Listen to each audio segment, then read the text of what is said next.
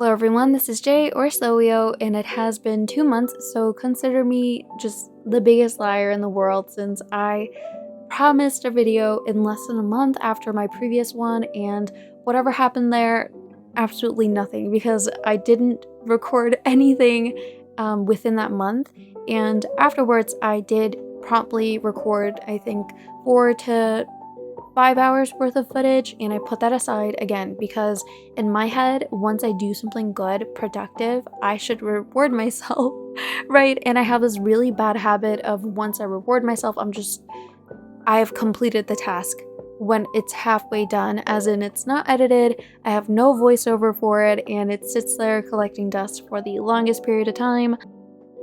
So here we are after 2 months, and I want to apologize.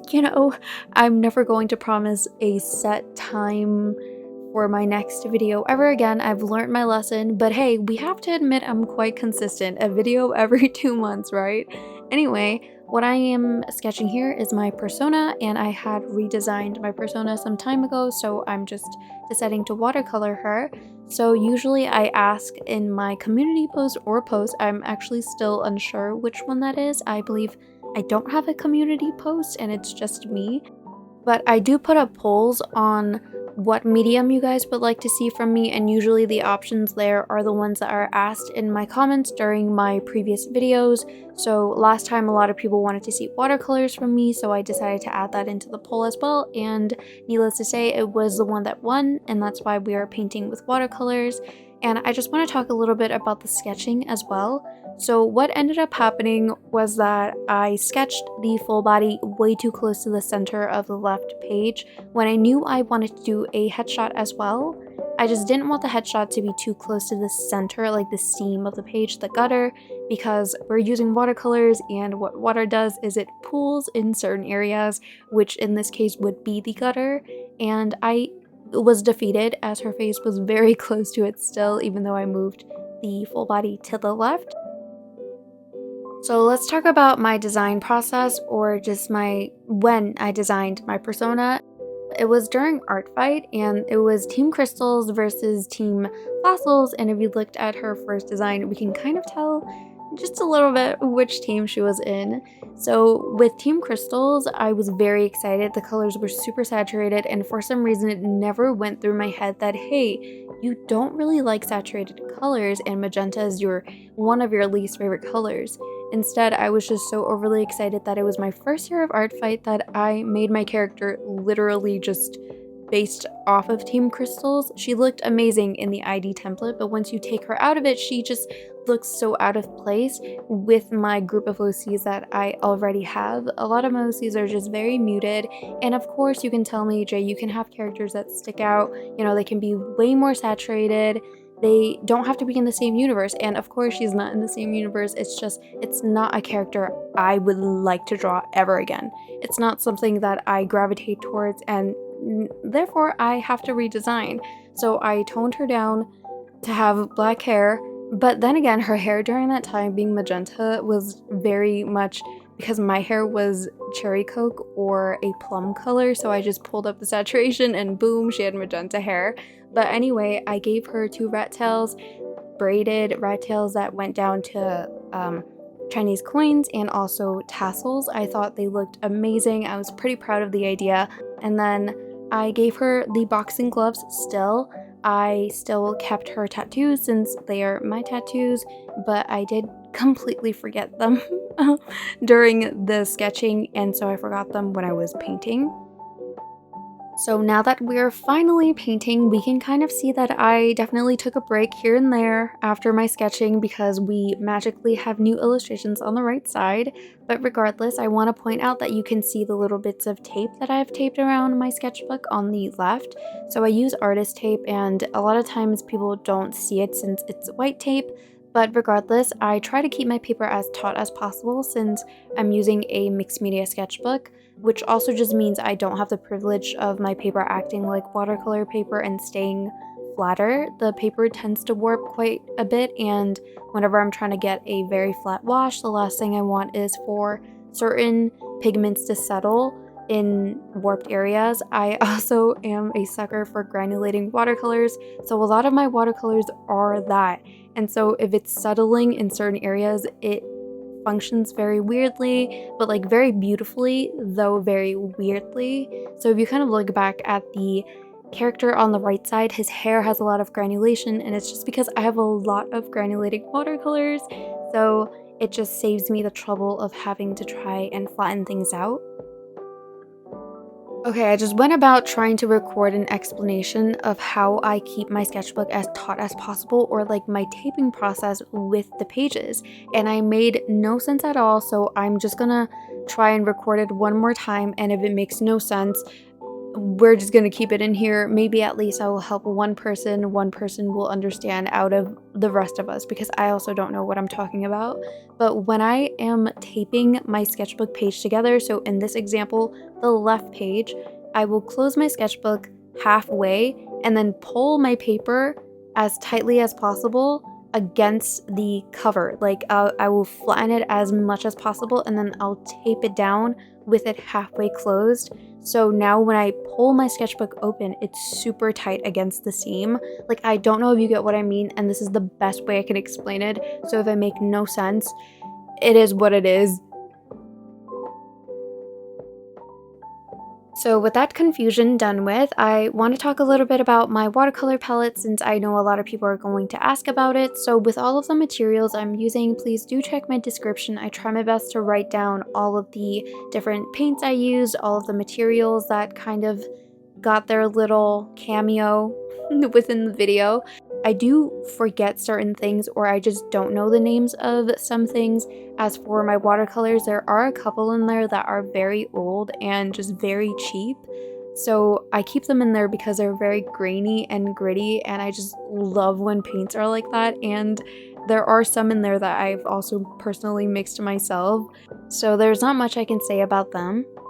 But I do have to bring up one of my super vibrant reds, because every time I use it, I often get questions wondering if it's gouache, and I get it because it's such a vibrant color. And one thing about watercolor is that once it dries, it loses the saturation, and that's something I am quite bummed about as well. But for some reason, that specific red from Daniel Smith is just super saturated even after it dries.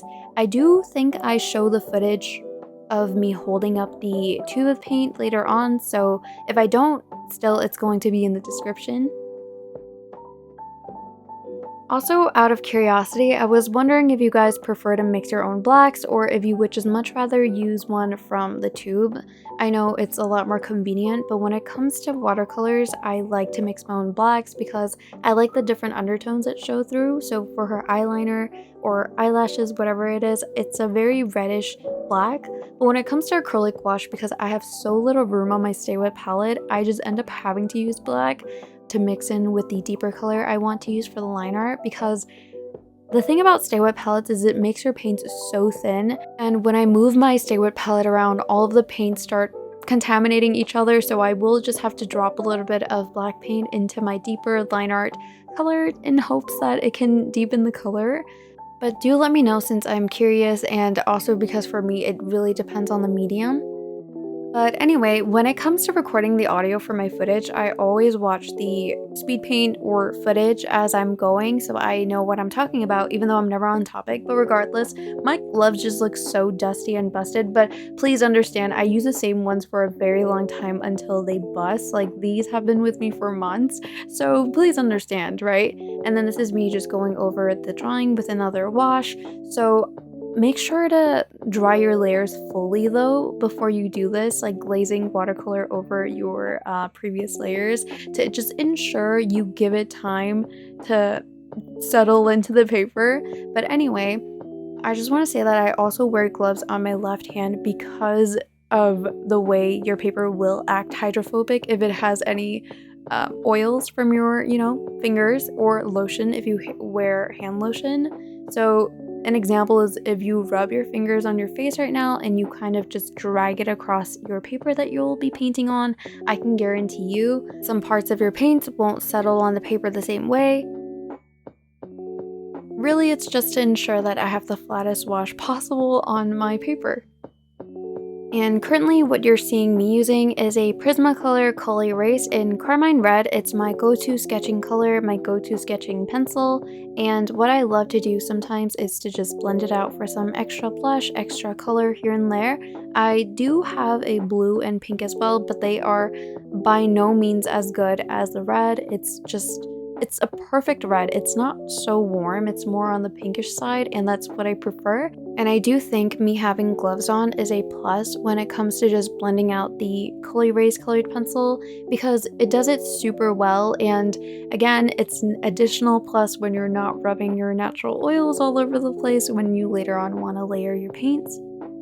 Also, I might put this tiny little brush into retirement soon since a lot of the hairs have been falling off since I am pretty aggressive with my brushes, and I've also been cutting off some stray ones, and so it's getting balder and balder as we go. But anyway, I used my 2-year-old towel and cleaned up some space for mixing her hair color. But talking about towels, I know that a lot of times people just use some random napkin and then toss it out, but honestly, I collect my towels. My oldest one is 4 years old and she's ultra flammable because it's went through turpentine, Gamsol, just anything possible. I have had some varnish fall on it. It has acrylic paint, watercolors, just anything possible. So it is a hazardous piece of towel, but I love her. Anyway, now that I'm painting her hair, I do have to let you know that, again, I do have a lot of granulating watercolors, and so some of the colors that I mixed for her hair color is granulating, so coming into this, I already am expecting for the wash to be not the flattest. Also, now that I'm rewatching my footage and I'm seeing how I'm gripping onto my brush, this is so embarrassing. I have all that handle and all I'm choosing to do is grip onto the bristles. And I know this too because when you look at my gloves, even my left hand, because sometimes I swap them, you can see how dirty the fingers get because I grip onto my brushes so closely to the paint that it gets everywhere. And even when it comes to colored pencils, I guess, I grip them quite closely to where the lead is. I also hold my chopsticks weird. Does that connect at all? Anyway, let me know. I cannot be the only one holding my brushes so close to the bristles. Also, side note, I love how these brushes perform. They hold so much water and they glide so smoothly on the paper. I also will be trying out some new brushes soon, and I'm not sure if I will be showcasing them with you guys in a fuller video or in some shorter content, but regardless, I will be trying out some newer brushes and also some pencils and such, and I'm just so excited because I've been trying them out, and well, some of them I haven't really gone through all of them, but the few that I have tried, they have been amazing. That's why I'm thinking of retiring my tiny little baby brush, because the ones I have tried, of the newer ones that I got, they can handle a very small point even though the brush itself is quite hefty. Well, not hefty, but medium in size.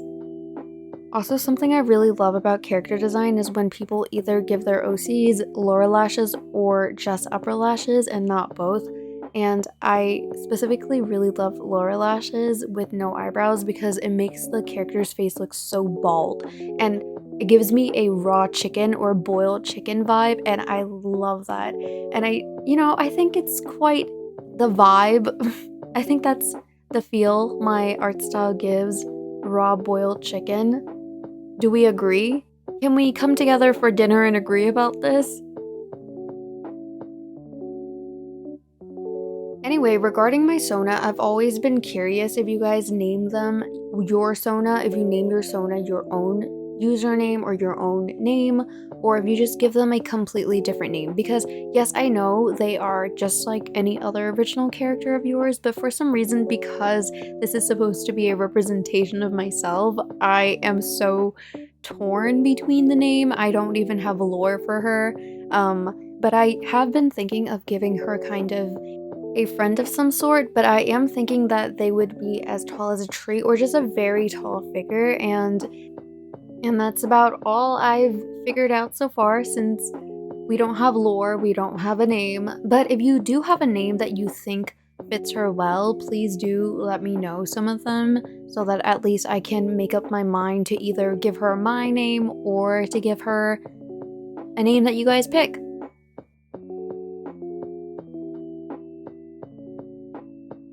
I'm also really bad at changing out my paint water, so after I finish the headshot and of course her hair color is super dark, the entire paint water jug, bottle, mason jar that I had was just very muddied up, and I still decided to use the water from that to mix in a blush color for her little full body on the side, and immediately I regretted it because the blush, the first layer of it, was super dull and just very gray.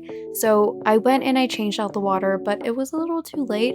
I also for some reason didn't clean out my brushes thoroughly enough that when I went in to blend again, it was still super muddy. But regardless, I think after I finished the entire face, it was not as noticeable as in the beginning, but I just kept going over it, and for some reason, somewhere deep within my head just kept telling me, it's so muddy, it's so muddy. But I think now looking at it, it's fine. I think at that moment, I was just a little stressed because I wanted to have good results, since I have this thought in my head that a longer form video should be more fleshed out. But I think the more longer form content I create, I'll be more comfortable with the entire process, and I wouldn't be as stressed over just small little things that are happening with the illustration. However, I do think I would still be stressed over the audio because it's the most uncomfortable part. I'm literally sitting here with a mic in front of my face, and I hope all of the audio will sound good at the end, and I still have that big fear in the back of my head that my audio is going to fully corrupt like my first video. But of course I'm crossing my fingers and hoping that's not going to happen.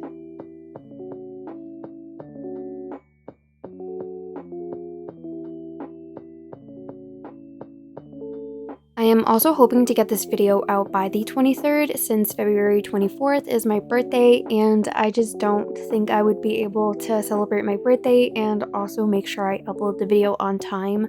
Oh, not on time, but properly. My issue with uploading videos is that because I don't have a lot of videos uploaded, I am not really used to how to make sure the settings are correct. I know that on my, well, at least on my computer, it's different on my iPad, but on my computer, it shows me different settings that are preset. So, for example, my bio is a preset setting, but my bio is never the same. So my materials that I said I was going to link in the bio, I'm pretty sure it's not going to be the same as my last video, and my fear is that I would totally forget to go and change that, or I would accidentally have my video for some reason be set as a kid video and now you guys can't minimize it. So those are little things. So I do hope this is done by the 23rd so that I can just not think about it on the 24th, or maybe read comments. But if you see this after the 24th, it just means maybe I didn't do the thumbnail on time, something happened.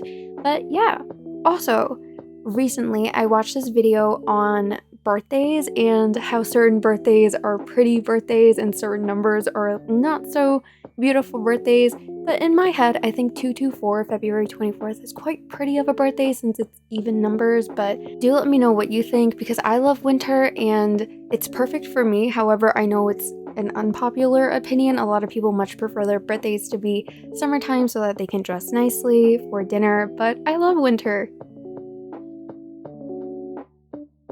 And speaking of winter, it's actually snowing outside. A blizzard is occurring currently in New York City, and I hope everyone's staying safe. I went outside to take photos of the snow for you, and these are also some birds. To be honest, the only reason I went out was because I know the snow is going to be so dirty tomorrow, so this is the only opportunity I really have to see, you know, very clean snow here.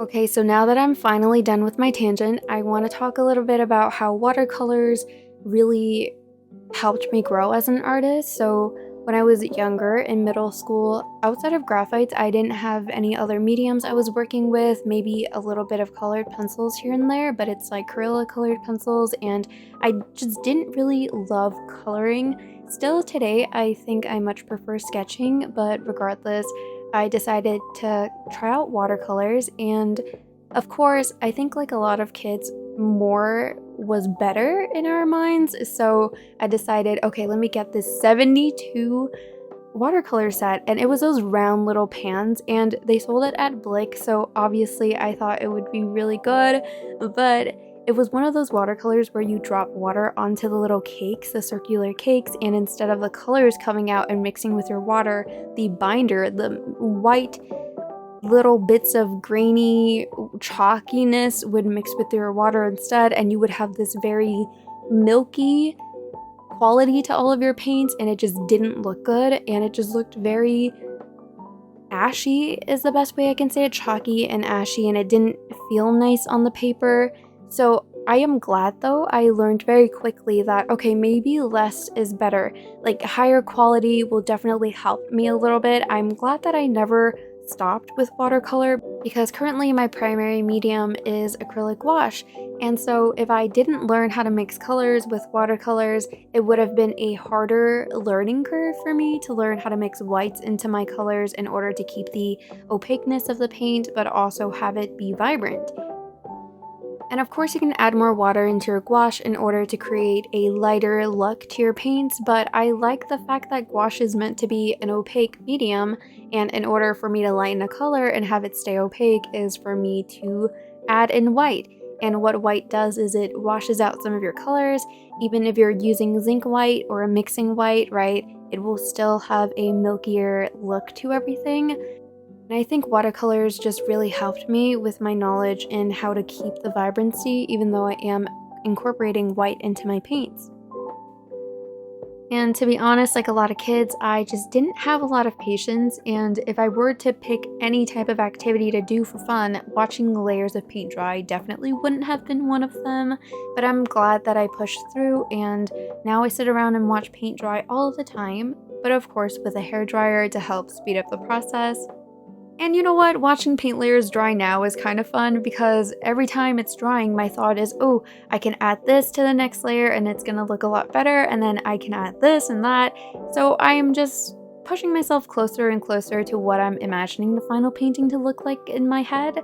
So it might have been tedious when I was a kid, but now it's something that I thoroughly enjoy.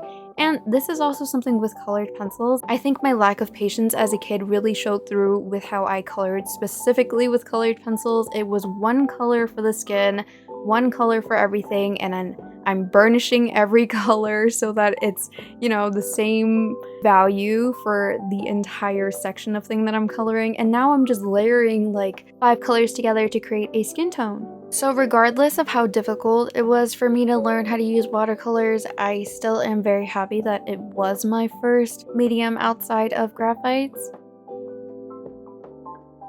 And luckily, after I got comfortable with watercolors, I immediately learned about traditional gouache, and this was during the time I was learning digital art, so it was absolutely perfect for me because not only did I love how digital art looks, gouache is a medium that can kind of create that vision of a merge of digital and traditional art for me. And so I was really adamant in making sure that my art looked really clean with gouache. And that's when I discovered acrylic gouache, which is now my favorite medium, and it's, I don't know, it's like the medium of all times. And I do know that it is more expensive than traditional gouache, and that was also why when I first started using it, I was a bit not nervous, but I didn't want to use it, just like how you have fancy art materials and you didn't want to use it because you're thinking about wasting it or just doing something really dumb with it. And my fear with acrylic gouache was that once it dries, I cannot reactivate it, and I still was not the best at mixing a good quantity of paint. It's either I overmix or I undermix, and so I did have to get over that fear of mine. But now that I'm looking back at just my entire journey of getting to acrylic gouache, discovering it, I am very happy that I went about learning different paints in the way that I did, from watercolor to gouache to acrylic gouache. But yeah, that's about it for my video today. Thank you so much for watching, and if you have any other materials you want to see me using, please let me know, and I would try to make a poll so that you guys can vote and see what I will be doing next. Thank you so much for watching, and I hope you enjoy the rest of your day.